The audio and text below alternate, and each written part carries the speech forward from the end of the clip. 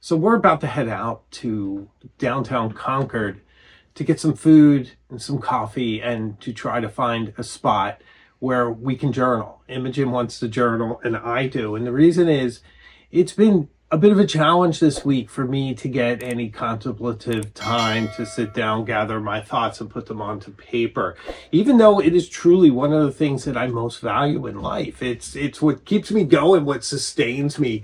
And I love excavating it after the fact for themes and how I feel. But it's been challenging, and mostly because work has been very busy. It's been really exciting, really interesting and challenging, but it's absorbed all my focus, all my bandwidth. And when I come home, I really just kind of want to watch YouTube and hang out with my wife and Imogen. So I haven't really been able to reclaim those quiet moments for myself, that contemplative resonance, that depth, that introspection that I hold so dear. So here it is, it's Saturday. It's a bit dreary, it's a bit rainy, and I think it's a perfect opportunity to kind of regain my essence and to do it as a family because everyone wants a little downtime. So in that, decide to do something radical. You guys know when I usually go out, I carry one of my other journals, one of my smaller journals. For practical reasons, I can slip this in the back of my pocket. But this is about a reclamation of who I am. So this is my main journal. This is my life. This is my everything right here. So I'm going to be bringing this. This is a journal from Bottega Obscura, an absolutely brilliant journal. You may have seen it on the channel before. It looks like something out of the Renaissance or medieval times. Beautifully handmade journal with my initials on there and a beautiful leather tooled cover with a bit of age on it. Beautiful fountain pen friendly paper. Make sure I don't open it up to my writing because I shoot in high quality and you'll be able to read it. But incredible paper in here. And I'll tell you what I'm journaling about once we get there, just so you know. And then the last thing that I'll speak about now before we hit the road is I'm obsessing over which pen to take. A big part of me is obsession about everything, including which pen. I'll probably bring multiples just so I can express myself properly. I've been really digging this Aurora Optima Al Sole Mio with the cursive smooth italic nib. It's absolutely brilliant. It makes my writing look really interesting. I've been writing with this at work, but I'd love to do some more journaling. And this Pelican M805 with the metal sleeve, which I've been writing with quite a bit because I want to review it on the channel soon. And it's sucking me in. It's interesting. It's got a lot going on. And lastly, and you may have seen it sitting here, the Mont Blanc 147 in Bordeaux from the 1990s in its original case. I love this one. I love carrying it around. So I think between these, I think I'm going to grab these two. They're already in the case. Easy enough to get going. So I guess now it's time to head out to Concord.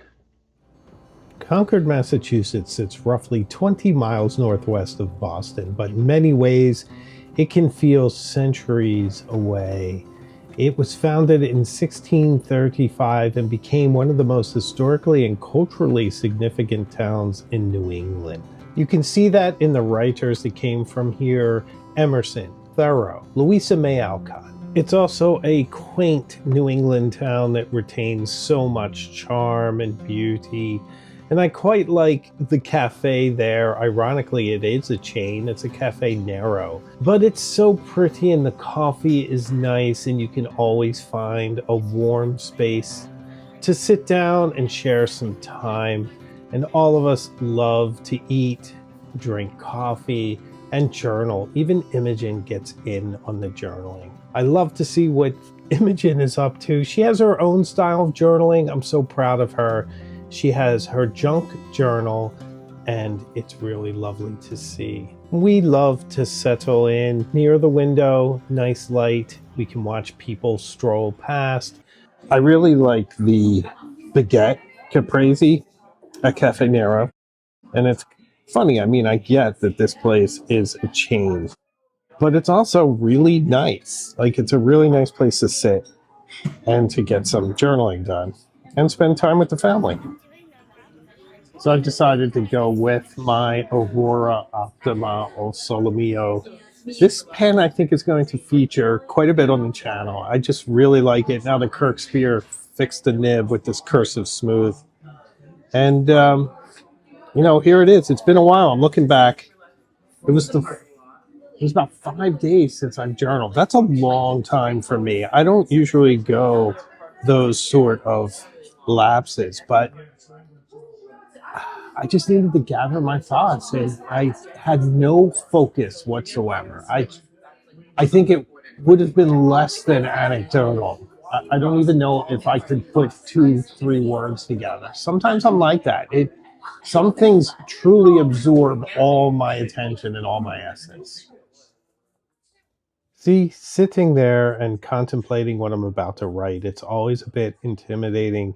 And there's a bit of almost performance anxiety, if you will, a bit of writer's fear that leads to a block. But do you break through? See, I'm starting with this sort of anecdotal stuff, where I am and what we did and what brought me here. And then I'm going to talk about how my week has been. And I think this is probably the biggest secret and revelation, maybe the most important thing in this video, is everything I just said should have been said. The fact that my whole mind was sort of cleansed by being distracted by work and other responsibilities could have gone down on the paper. That's all I had to say. But I think I was so wrapped up in myself that I couldn't let it go. I just couldn't begin the process. So maybe it's okay to take pauses a couple days. And then once you sit down and you just write the date and you start to say where you are and what brought you to this moment, you get that clarity and it all starts to flow again, and you get back to who you are and start to make those connections again. So if you'll allow me a slightly strained analogy, but one that I think is appropriate, especially in this instance, and that is that ourselves and our minds are a bit like our fountain pens. We have this reservoir of character, of the essence of who we are. And it sometimes takes a bit of tension, a bit of capillary action, if you will, to draw out our character, our essence, to get things flowing again, quite literally, and to become the people we had always been once again.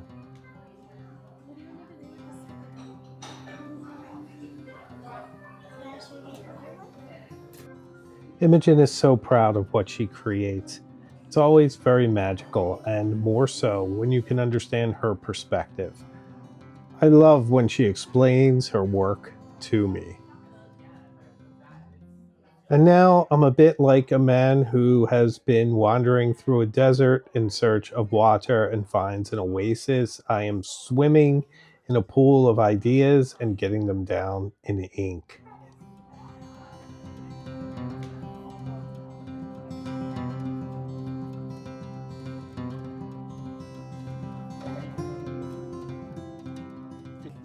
That was so cleansing and just so amazing. It makes all the difference. And it wasn't even that long. I think I took maybe 15, 20 minutes of journaling while Imogen's journaling just after we finished our lunch. And I just feel more calm, more centered, more focused, more of myself, my usual self. I even felt a little sort of short-tempered this morning. Just things were annoying me, and that's not in character for me. So it's just nice to have that relaxing composure and comportment return. And all it takes is a couple minutes of putting your pen, your nib to paper. And it's so much easier when you're dealing with beautiful paper and an amazing, inspiring journal like this one. I adore these Protege Obscura journals. I just think they're the grailest of grail journals, and I love every moment I get to spend And it just justifies the cost and the effort in tracking them down when they become available because they're just that good.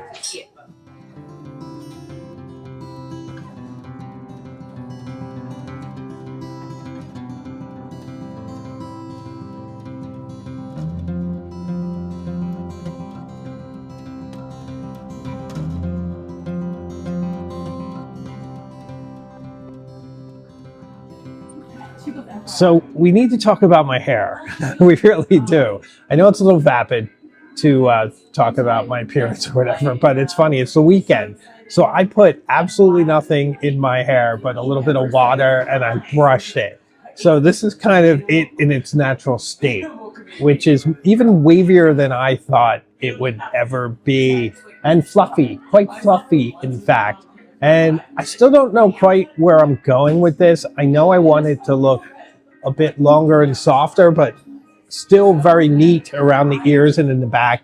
And of course, I need to look professional for my work life and everything, but I do kind of like it. I do enjoy having a bit more, but not sure where it's going. But I did just want you to see just how much hair I have up there. I'm kind of amazed myself, and we'll see how it evolves over the course of the next few months. Cafe Nero actually does a really good job of their interiors. I know it's a chain, but it's still just so nice to just sit here and watch the cars go by and people walk by. It's just so calming and just such a perfect place to unwind, relax, and get my thoughts out on paper. One thing I journaled real quick, well, more like drew, is like a little guy who's a wizard, but he's not actually. He's just using a toilet cleaner in his mom's robe Oh, wow. to look like a wizard. What was your inspiration for that? I sometimes secretly use my mom's stuff, so Oh, like her beauty stuff? not exactly just that. Oh, okay. And it just gives you inspiration to create characters? Yeah. Oh, wonderful. His name's Little Chubs. Little Chubs. Chubs. Show us again. Yes.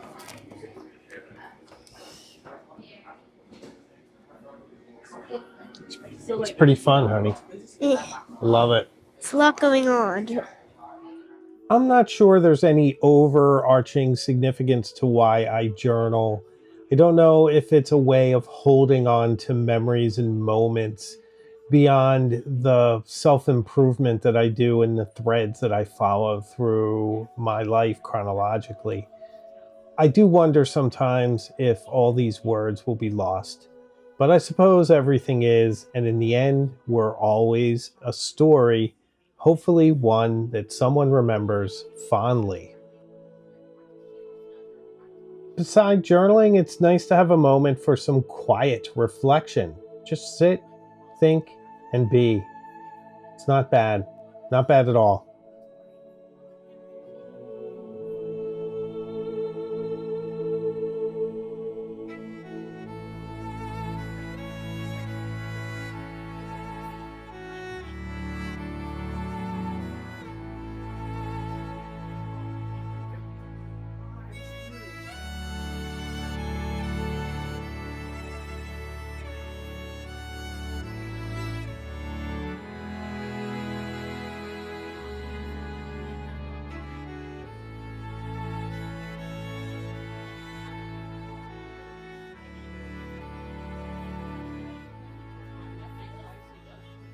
We can never leave downtown Concord without stopping at the bookshop.